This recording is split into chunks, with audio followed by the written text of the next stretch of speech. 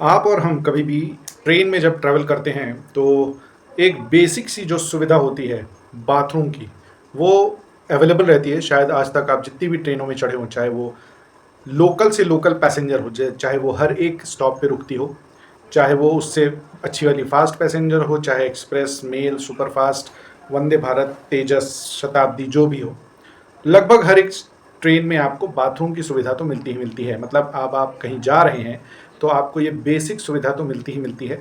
हाँ, थोड़ा-सा इस लेवल जो सुविधा का है वो ऊपर-नीचे हो सकता है। जैसे जो पैसेंजर ट्रेन्स होती हैं उनमें उतने अच्छे सुविधाएँ नहीं होती हैं, और जो टॉप ट्रेनें होती हैं उनमें थोड़ी ये सुविधाएँ अच्छी होती हैं। लेकिन होती हैं चाहे जैसे भी हो, मतलब इमरजेंसी में आप उसको यूज़ कर सकते हैं और उसको वो जो आपको सुविधा मिली उसको यूज़ कर सकते हैं। लेकिन आपने कभी सोचा है, हम और आप तो एक पैसेंजर हैं, 1-2 स्टेशन या फिर ज़्यादा स्टेशन भी ट्रैवल करना हो, या फिर पूरे स्टार्टिंग से एंड तक ही किसी ट्रेन में जाना हो, चाहे वो हफ्ते भर भी चलने वाली विवेक एक्सप्रेस भी हो, उसमें भी आपके लिए ये सुविधा रहती है।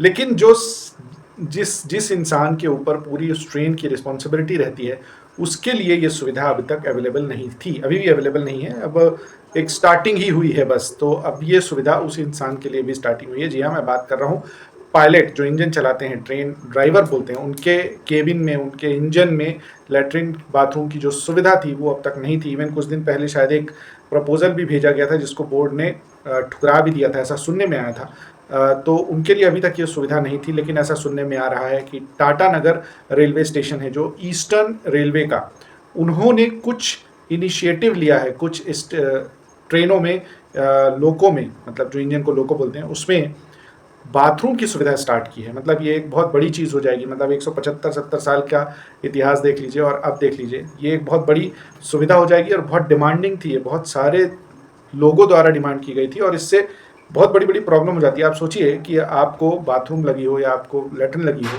और आप कुछ काम कर रहे हैं, आप कैसे अपना कंसंट्रेशन दे पाएँगे और कैसे अपना पूरा काम उस 100% दे पाएँगे उस काम के लिए?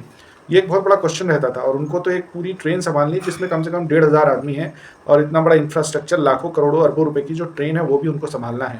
सोचिए वो इंसान अब तक कैसे ट्रेन चलाता रहा होगा, कैसे ट्रेन मैनेज करता रहा होगा। ठीक है, उसमें 2 जने होते हैं, एक न्यू रहता है, एक एक्सपीरियंस होता है, 2 लोको पायलट होते हैं। लेकिन उसके बाद भी आप सोचिए कि दोनों जने इंसान हैं, दोनों जने को बाथरूम तो लग सकती है, लैट्रिन भी लग सकती है, और कैसे वो कहीं भी गाड़ी रुके, अब गाड़ी रुकने के बाद चाहे उतरने की सिचुएशन हो या ना हो, कैसे वो करे ये सारी चीज़ें। अब इन सब चीज़ों के बीच में ये बहुत बार माँग उठती थी कि हाँ, बाथरूम होना बहुत ज़रूरी है लोगों में।